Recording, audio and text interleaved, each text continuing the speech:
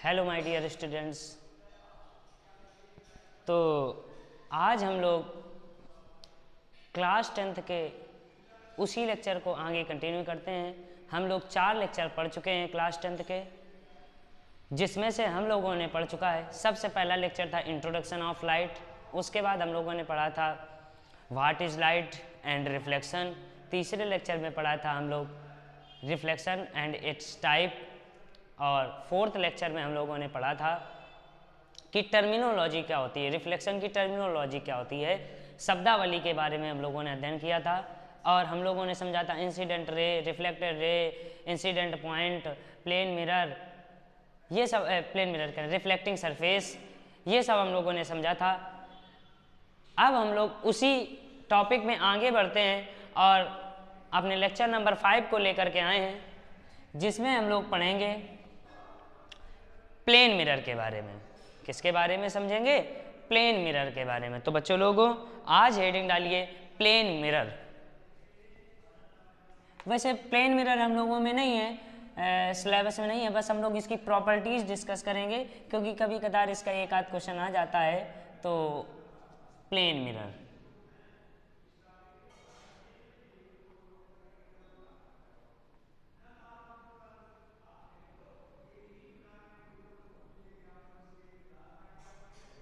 तो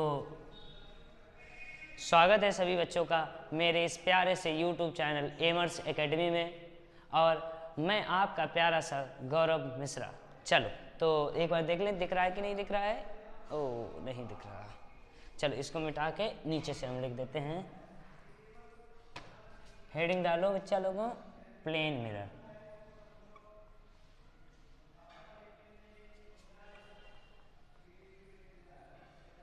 ओ समतल दर्पण।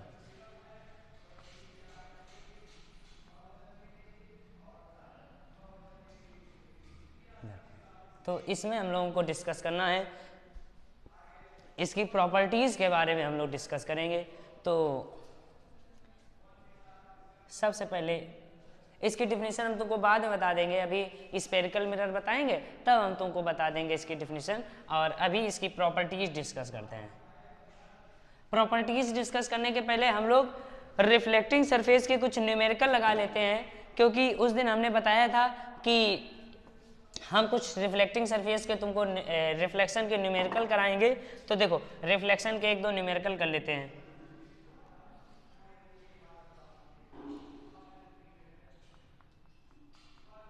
ये मान लो हमारा कोई रिफ्लेक्टिंग सरफेस है, इस पर कोई incident ray A B, incident ray A B I, और आफ्टर द रिफ्लेक्शन ऐसे चली गई बी सी। मैंने एक नॉर्मल ड्रॉ किया जिसका हम लोगों ने नाम दिया एम बी। क्या नाम दे दिया? M B. इस रिफ्लेक्टर सरफेस को नाम दे दो पी पी डैश या R R dash. Reflecting surface है तो आर आर डैश नाम दे दिया। तो ये एंगल मान लो तुमको दिया है 40 डिग्री, ये एंगल दिया है तुमको 40 degree. Angle A B M is given 40 degree, then you find angle M B C. ये तुमको एंगल फाइंड करना है। चलो बच्चों लोग इसको एक बार ट्राई करो जल्दी से, इस क्वेश्चन को एक बार जल्दी से ट्राई करो, फिर आगे हम लोग डिस्कस करते हैं। तो आप सभी लोगों ने इस क्वेश्चन को ट्राई कर लिया होगा। चलो वीडियो को पॉज करके आप सब लोग ट्राई किया ज़रूर किया करो, क्योंकि जब तक ट्राई नहीं करोगे, अपने आप से लगाओगे नहीं, तब तक तुमको न्यूमेरिकल नहीं आएंगे। ठीक है, तो इसको हम लोग समझते हैं। तो देखो angle M B C A M B A B M तुमको दिया है, एंगल ए बी एम तुमको दिया है, गिवन है, ये तुमको गिवन है। तो ए बी एम तुमको दिया है, और यहाँ पे रिफ्लेक्शन फिनोमेना हो रहा है from the law of reflection, from the law of reflection. तो हम लोग रिफ्लेक्शन के लॉ से क्या कह सकते हैं? Second law from the second law, यहाँ पे लिख लेना second law of reflection. Angle I is equal to angle R होता है कि नहीं होता? ना याद हो तो इसको देख लीजिएगा कि second law of reflection, incident angle is equal to the reflection angle. तो देखो इंसिडेंट एंगल, ये देखो ये इंसिडेंट रे और ये नॉर्मल है, ये इंसिडेंट रे और ये नॉर्मल, तो इंसिडेंट रे और नॉर्मल के मध्य बनने वाला कोण क्या कहलाता है? Incident angle. क्या कहलाता है? Incident angle. और रिफ्लेक्टेड रे और नॉर्मल के मध्य बनने वाला एंगल क्या कहलाता है? रिफ्लेक्शन एंगल या एंगल ऑफ रिफ्लेक्शन। तो सेकंड लॉ मेरा कहता है रिफ्लेक्शन का सेकंड लॉ कि इंसिडेंट एंगल रिफ्लेक्शन एंगल के बराबर होगा, इंसिडेंट एंगल रिफ्लेक्शन एंगल के बराबर होगा। तो हम लोग इसी हिसाब से कर देते हैं। एंगल आई हम लोगों को दे दिया गया, angle I equal to angle A B M हमको दे दिया गया 40 डिग्री। तो इसी अनुसार हम लोग कह सकते हैं angle R equal to angle M B C equal to also equal to 40 degree, also equal to 40 degree। तो this is the my answer कि एंगल R या angle MBC equal to 40 degree according to second law of reflection. ठीक है बच्चा, तो इसका आप screenshot ले लीजिए फटाक से। चलो स्क्रीनशॉट ले लिया होगा, अब हम लोग आगे डिस्कस करते हैं।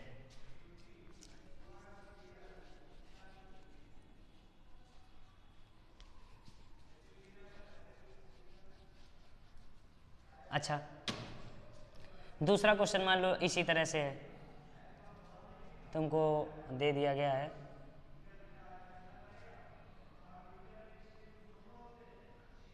मान लो फिर ए बी सी, इसका फिर से नाम हम लोगों ने एन दे दिया। मान लो अब की बार ये वाला एंगल दिया गया तुमको 60, तो तुमसे ये वाला एंगल पूछ रहा है। तो फिर से वही लग जाएगा according to second law of reflection. तुमको गिवन है, क्या तुमको गिवन है? सबसे पहले तो हम लोग दिया है क्या है, यही लिखते हैं गिवन। हमेशा जितने भी अभी हम न्यूमेरिकल कराएंगे अभी चैप्टर खत्म होने के बाद, तो सबसे पहला हम लोगों का काम होगा न्यूमेरिकल पढ़ना। न्यूमेरिकल पढ़ने के बाद हम लोग ये देखेंगे क्या क्या दिया है क्वेश्चन में, क्योंकि जब तक हमको यही नहीं पता होगा क्वेश्चन में दिया क्या है, तब तक हम उसे अप्लाई कैसे कर पाएंगे। जब हमको ये पता चल जाएगा दिया क्या है क्वेश्चन में, तब हम लोग क्या करेंगे, फार्मूला देखेंगे उसमें कौन सा सेट बैठ रहा है, फार्मूला कौन सा लगाएं तो हमारा आंसर निकलेगा, पहले कौन सा लगाएं फिर कौन सा लगाएं, तो ये सब हम देखेंगे अभी। तो सबसे पहले तो गिवन देखो, तो तुमको दिया है एंगल ए बी एम, तुमको दिया है 60 डिग्री, और तुमको फाइंड करना है angle C B M, angle C B M तुमको निकालना है। तो फिर से वही according to second law of reflection,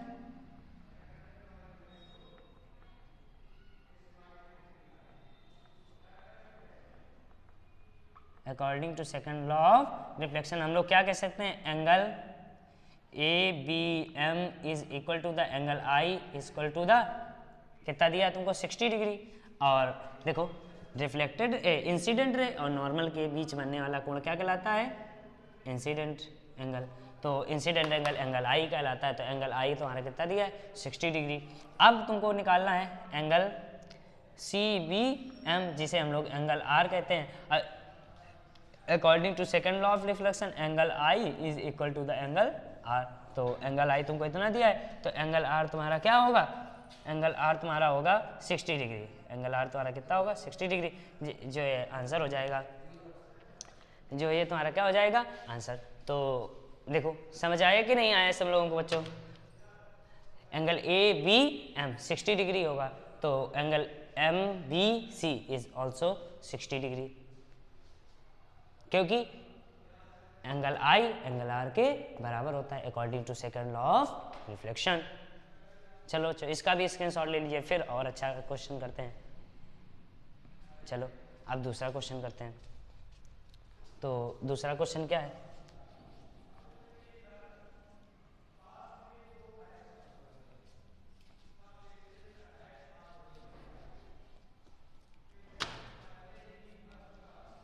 आप देखो ये वाला क्वेश्चन थोड़ा सा और अच्छा होगा।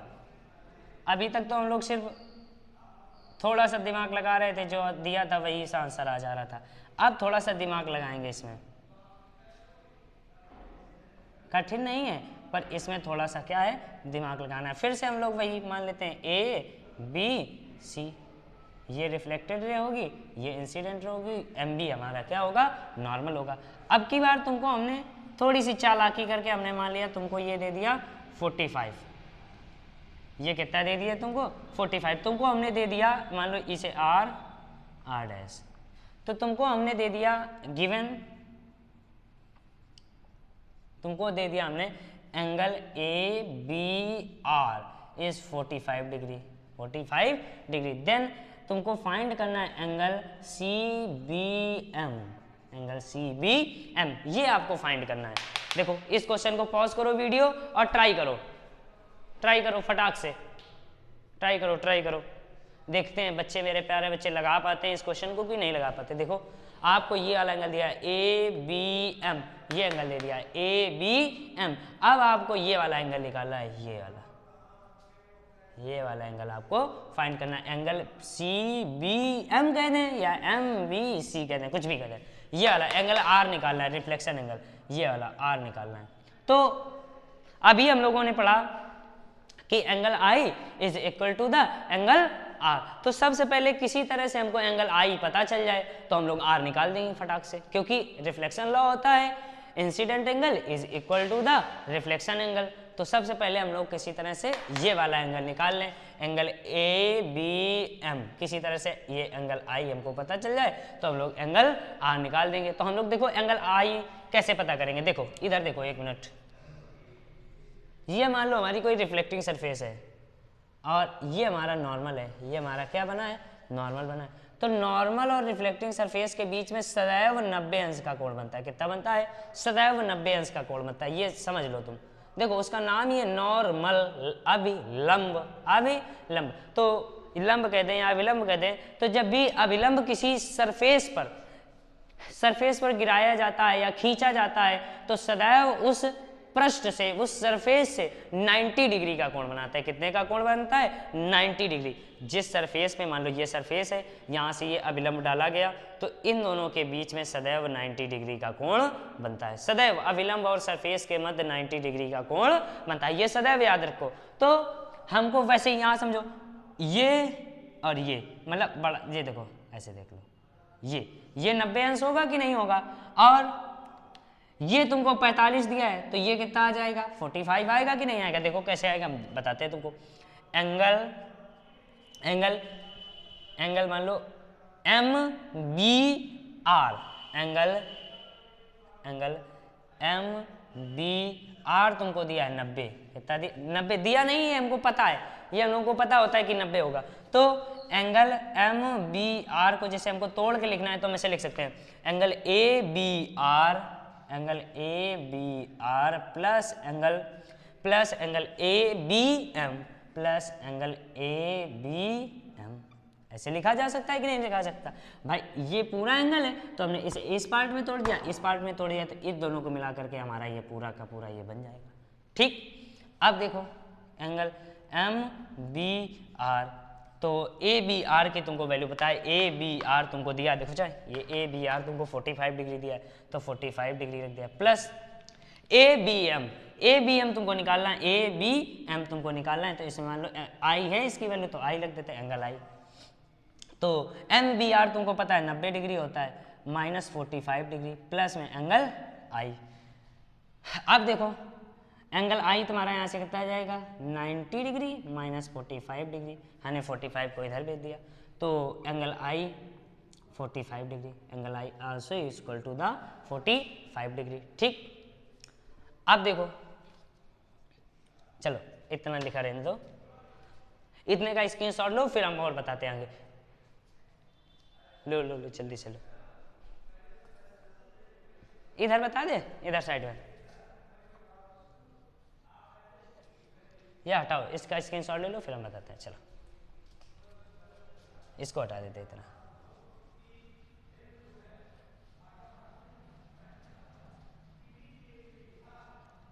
अब देखो, अभी हम लोगों ने पढ़ा थोड़ी देर पहले, अकॉर्डिंग टू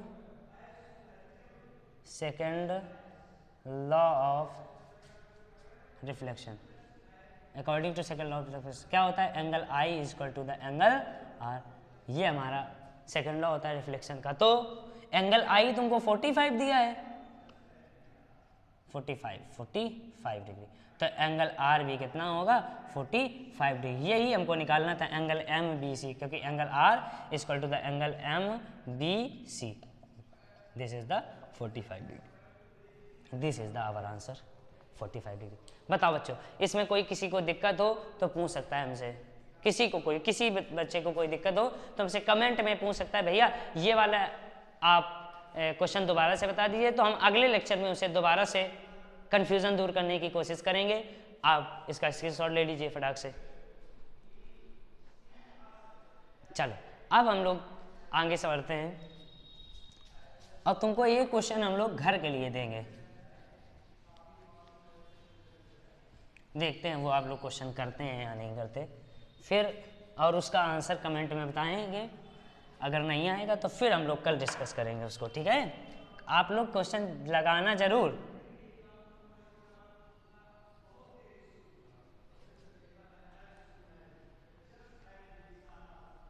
हमने मान लिया दो रिफ्लेक्टिंग सरफेस है, कितनी रिफ्लेक्टिंग सरफेस हैं, दो रिफ्लेक्टिंग सरफेस हैं जो कि परपेंडिकुलर आपस में रखी हैं। कैसी रखी हैं, परपेंडिकुलर 90 अंश पे रखी हैं। कोई इंसिडेंट रे आई, ऐसे आई, कोई इंसिडेंट रे आई, उसके बाद फिर वो रिफ्लेक्ट हो गई, ऐसे रिफ्लेक्ट हो गई, और उसके बाद फिर से जो रे आई थी उसी के पैरेलल निकल गई, उसी के पैरेलल निकल गई। थोड़ा सा पैरेलल बनाते हैं हम लोग, उसी के क्या हो गई, पैरेलल निकल गई। तो अभी बताते हैं। और ये इन दोनों के नॉर्मल हैं, ये भी आपस में एक दूसरे को 90 डिग्री पर काटते हैं। ये वाला तुमको एंगल दिया है 30 डिग्री, कितना दिया है 30 डिग्री, तो तुमको ये एंगल आई होगा, ये एंगल क्या होगा आई, ये एंगल आर होगा, ये एंगल फिर से क्या होगा आई होगा, ये फिर से एंगल क्या होगा आर। हम नाम दे दें ए बी सी डी, इसका नाम दे दें आर, आर डैश, इसका नाम दे दें G dash, G G dash, R dash G dash. तो तुम लोगों को ये एंगल दिया है तो तुम लोगों को ये सब कुछ फाइंड करके लाना है। देखो लगा पाते हैं या नहीं लगा पाते, और ये दोनों रे पैरेलल हैं एक दूसरे, कैसी हैं पैरेलल। तो इस क्वेश्चन को आप लोग ट्राई करना, देखते हैं लगा पाते हैं कि नहीं लगा पाते। आप ये angle I, angle R, angle I, angle R, ये सब फाइंड करेंगे। एंगल आई, ये वाला एंगल आई, इसको कुछ और नाम देते हैं I dash R dash, I dash R dash. देखो सेम आते हैं तो सही बात है, नहीं सेम आते हैं तो देख लेंगे हम लोग।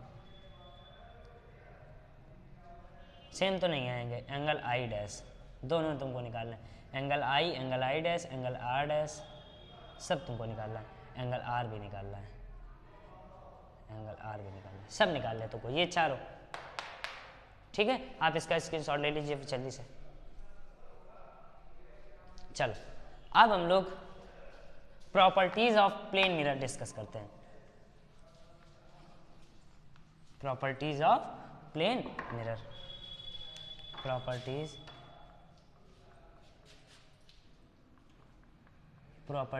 Of plane mirror, properties of plane mirror, समतल दर्पण के गुण।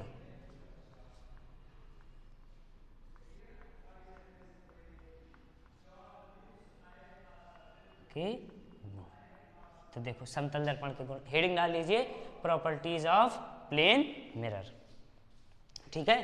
तो पहली प्रॉपर्टी क्या होती है, जो भी समतल दर्पण से बनने वाला प्रतिबिंब होता है वह सदैव दर्पण के पीछे बनता है, समतल दर्पण के पीछे बनता है। जो भी समतल दर्पण से प्रतिबिंब बनता है सदैव वह दर्पण के पीछे बनता है। लिख देते हैं, the image formed by the plane mirror, image formed by the plane mirror, plane mirror is always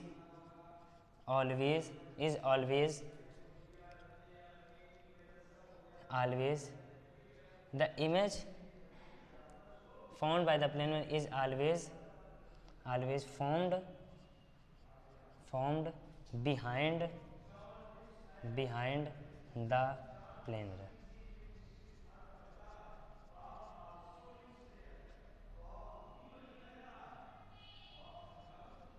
The image formed by the plane mirror is always formed behind the plane mirror. जो भी समतल दर्पण द्वारा वस्तु का प्रतिबिंब बनता है वह सदैव दर्पण के पीछे बनता है. The image found by the plane mirror is always formed behind the plane mirror. चलो ये पहला पॉइंट हो गया.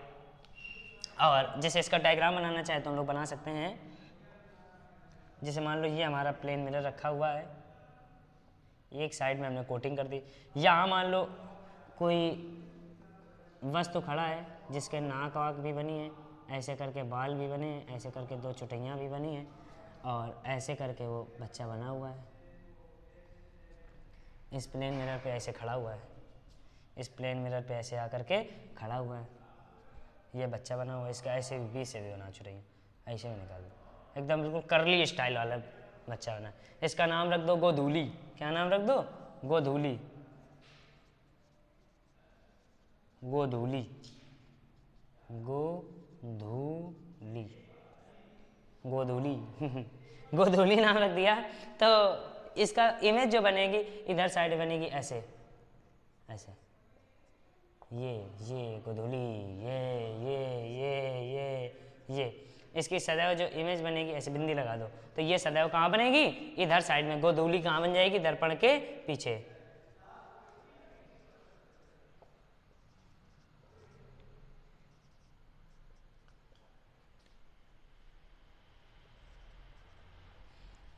गोधूली पीछे बन गई गोधूली. तो the image found by the plane mirror is always found behind the plane mirror. ठीक है, इसका आप स्क्रीनशॉट ले लीजिए, फिर आगे हम लोग बताते हैं. चलो सेकेंड नंबर पॉइंट होता है, जो ये इमेज बनती है, जो गोधूली बनी, वो जो होती है वो सदैव सीधी होती है और आभासी होती है, या आभासी होती है और सीधी होती है. तो हम लोग अगला पॉइंट लिख सकते हैं, the image found by the plane mirror, the image formed by the plane mirror is always virtual and erect. Virtual and erect. तो ये हमेशा याद कर लो तुम लोग, जब भी वस्तु का प्रतिबिंब वर्चुअल बनेगा, आभासी बनेगा, तो वह सदैव सीधा होगा. यदि तुमको ये दिख जाए कि वस्तु का प्रतिबिंब सीधा है तो तुम ये मान लेना कि वो आभासी है. तुम ये मान लेना कि वो आभासी. यदि सीधा है तो आभासी होगा, और यदि तुमसे कह दिया है कि वस्तु का प्रतिबिंब सीधा है तो वो आभासी होगा. ये हमेशा याद करना. दोनों एक दूसरे के बिल्कुल पैरेलल चलते हैं. यदि सीधा तो आभासी और या आभासी तो सीधा. और तुमसे यदि कहते प्रतिबिंब का वस्तु का प्रतिबिंब वास्तविक है तो वो हमेशा उल्टा बनेगा. वास्तविक तो उल्टा, या उल्टा तो वास्तविक. उल्टा तो वास्तविक हमेशा याद रखना. The image formed by the plane mirror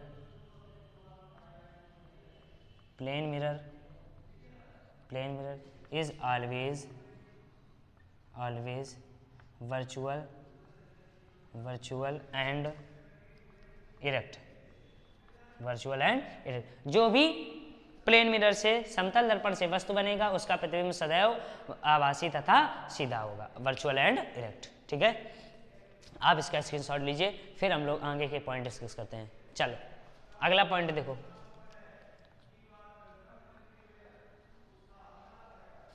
अगला पॉइंट होता है हम लोगों का, जो भी ये इमेज बनी थी, जो अभी गोधूली बनाई थी, तो उसकी जो साइज होगा, उसकी जो इमेज साइज होगी वो सदैव वस्तु के बराबर होगी. जो वस्तु की साइज थी, मान लो वस्तु की साइज 5 सेंटीमीटर है, तो प्रतिबिंब जो बनेगा दर्पण के पीछे, प्लेन मिरर के पीछे, उसकी भी साइज 5 सेंटीमीटर होगी. The image formed by the plane mirror, image size, the image formed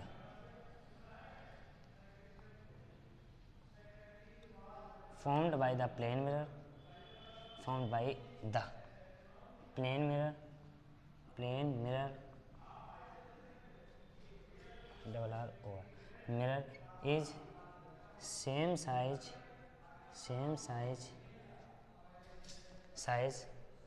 of the object. मतलब क्या, the image found by the plane mirror is same size of the object. The जो मतलब वस्तु का size होगा, वस्तु का आकार होगा, वही क्या होगा, प्रतिबिंब का आकार होगा। The image found by the plane mirror is same size of the object, of the object. अब इतने का स्क्रीनशॉट लीजिए, फिर हम बताते हैं आगे। देखो, तो हम लोगों ने कितने पॉइंट डिस्कस कर लिए, 3 पॉइंट। पहला पॉइंट हम लोगों ने डिस्कस करा, the image found by the plane mirror is always found behind the plane mirror. Second point हम लोगों ने समझा, the image found by the plane mirror is always virtual and erect. Third point हम लोगों ने discuss किया, the height of image is equal to the height of object. या इसी को दूसरे तरीके से हम लोग कह सकते हैं, the image found by the plane mirror is equal to the same size of the object. मतलब हम लिख सकते हैं height of image, height of image is equal to the height of object, height of object, ये हम लोग कह सकते हैं। ये नोट कर लीजिए। चलो अब अगला क्वेश्चन समझते हैं, अगला पॉइंट समझते हैं। देखो अगला पॉइंट क्या होता है, अगला पॉइंट होता है कि the focal length and radius of curvature of an plane mirror is infinite. मतलब क्या हुआ, किसी समतल दर्पण का, समतल दर्पण की फोकस, समतल दर्पण का फोकस तथा वक्रता केंद्र अनंत होता है, वक्रता त्रिज्या अनंत होती है, वक्रता केंद्र नहीं, वक्रता त्रिज्या अनंत होती है। The focal length and radius of curvature, the focal length and radius of curvature, the focal length and radius of curvature of an plane mirror is always infinite, अनंत होती है सदैव। अच्छा, ये तो आइए नए नए शब्द होंगे, focal length and radius of curvature, ये सब अभी आगे डिस्कस करेंगे आने वाले लेक्चरों में। तो अभी समझो, the focal length and the radius of curvature of an plane mirror is always infinite, अनंत होती है। कैसी होती है, अनंत। तो आप इसका स्क्रीनशॉट लीजिए, फिर हम लोग आगे बढ़ते हैं।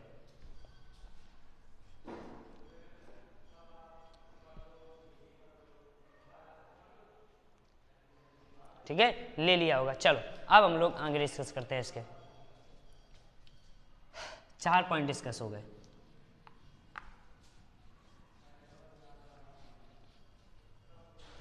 तो अगला पॉइंट देखो, हम लोग देखते हैं 5वां point.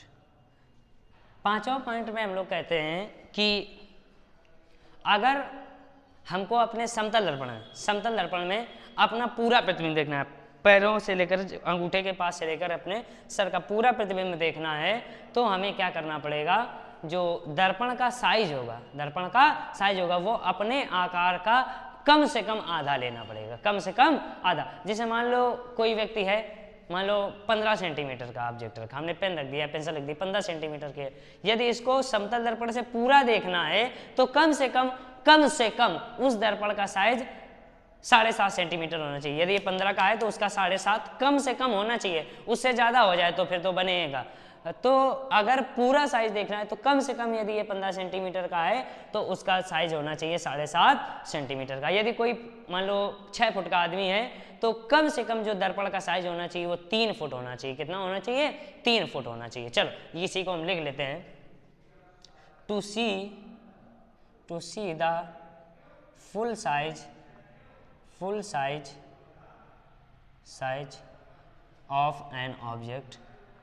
of an object, to see the full size of an object is required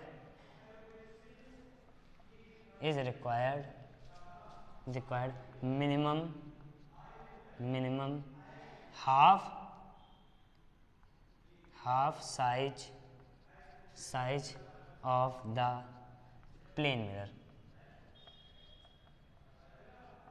half size of the plane mirror। हमने क्या कहा, to see the full size of an object is required minimum half size of the plane mirror. मतलब किसी वस्तु को पूरा देखने के लिए, किसी समतल दर्पण में पूरा देखने के लिए कम से कम समतल दर्पण की लंबाई, वस्तु की लंबाई की आधी होनी आवश्यक है। इसका जैसे हम लोग डायग्राम बनाना चाहें तो जैसे मान लो यही गोधूली घड़ी थी हमारी, गोधूली है हमारी मान लो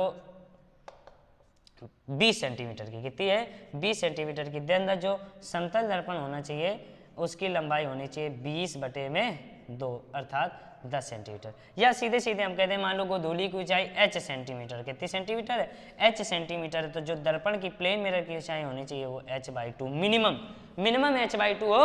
h/2 से ज़्यादा हो जाए तो कोई बहुत बड़ी बात नहीं, ज़्यादा होगा तो बनेगा ही, और कम h/2 है तो भी बनेगा, उससे ज़्यादा हो जाएगा तो भी बनेगा, तब तो बनेगा ही बनेगा है, और कम होगा तो फिर नहीं बनेगा, पूरा साइज नहीं बनेगा, थोड़ा बहुत कट जाएगा फिर तो ये देखो नोट कर लीजिए आप इतना, फिर आगे हम लोग डिस्कस करते हैं। चलो इतना आप सबने नोट कर लिया होगा। अब देखो